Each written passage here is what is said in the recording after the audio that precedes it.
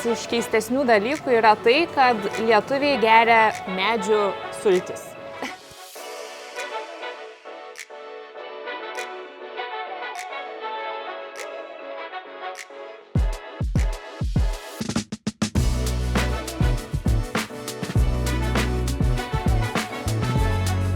Nors Lietuva yra labai maža šalis, tačiau ji yra labai stipri su savo inovacijom. Mūsų šalis, manau, išskirtinė yra tuo, kad mes esame labai vieningi. Žaliausia Europos sostinė.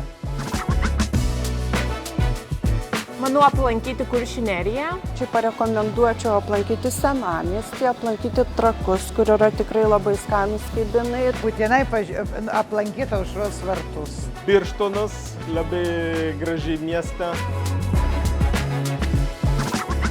Manau, vienas iš keistesnių dalykų yra tai, kad lietuviai geria medžių sultis.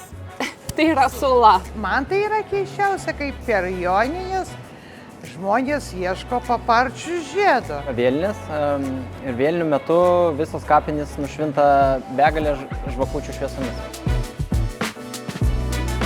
Nu jau aišku, kad populiariausia yra cepelinai mūsų. Vėdarai, žemaičių blynai. Man asmeniškai kugelis. Kepta duona ir juoda duona.